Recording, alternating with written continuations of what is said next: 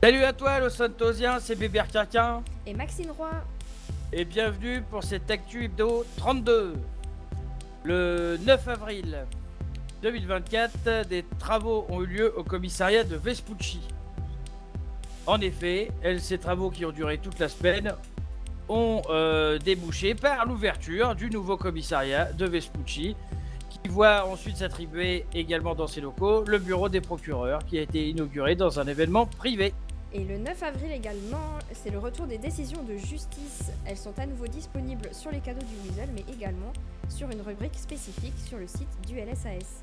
Le 10 avril, un état d'alerte de niveau 2 a été déclenché le soir du 10 avril et reconduit jusqu'au dimanche 14 avril dans les deux comtés.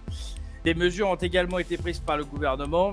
Retrouvez leur prise de parole dans l'interview disponible sur nos canaux. Cette même journée, nous avons aussi appris le changement des contacts d'urgence. Vous pouvez désormais changer vos contacts d'urgence directement avec un médecin du LSES ou du BCES, ce qui n'était pas le cas avant. Et en parlant du BCES, nous voyons un nouveau pôle ouvert. Il s'agit du pôle neurologie, avec le docteur Terence Johnson à sa tête. Félicitations. Et des félicitations également pour les 3 nouveaux procureurs qui entrent au bureau. Monsieur Finn Rost, Monsieur Jean-Jacques Jacquemart et Monsieur Adam Grant. Félicitations à eux.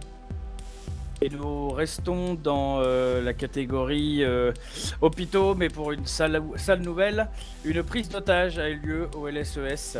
L'article est à retrouver sur nos canaux, qui s'appelle, je cite, « Prise d'otage au LSES et ses impacts », les détails de cette affaire et toutes ses répercussions. Et par répercussion, nous entendons bien sûr le fameux état d'alerte numéro 2.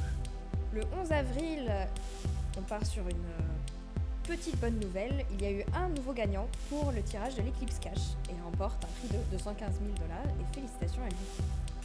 Et oui, bravo les nouveaux riches. Et pour rester dans les bonnes nouvelles, sachez que cette semaine également, le 11 avril, a eu lieu la sortie du nouveau Bébert Auto, le numéro 6. Et ce numéro est réservé et dédié à la Roosevelt, le modèle Valor. À bientôt sur nos réseaux.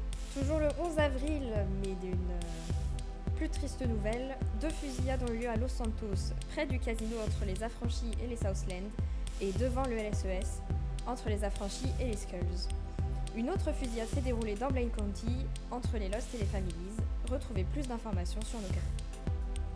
Et on va rester dans les fusillades, parce que bizarrement c'est la norme en ce moment. Une fusillade a eu lieu dans le quartier en 10-01 entre les Affranchis et les Vagos. Il y a eu une dizaine de blessés.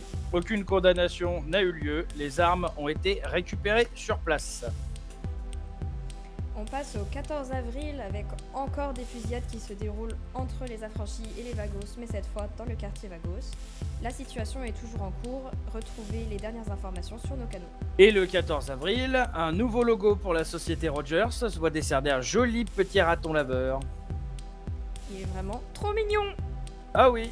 Et toujours le 14 avril, c'était les élections de la commission employée. Félicitations à Monsieur Monty Brock, qui a été élu titulaire de la commission, et Monsieur Charles Pierce, qui est son suppléant.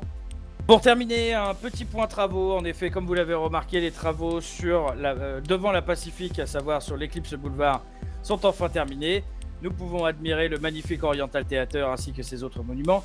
D'autres travaux routiers qui ont eu lieu en 3064 sont également terminés. Attention cependant, d'autres travaux sur la Great Ocean Highway sont en cours, ainsi que, ne l'oubliez pas, l'éboulement toujours en cours de dégagement en 1088. C'était l'Actu Hebdo 32, c'était Albéric Lequin Et Maxime Roy. et merci de nous avoir suivis. À la semaine prochaine. À la semaine prochaine!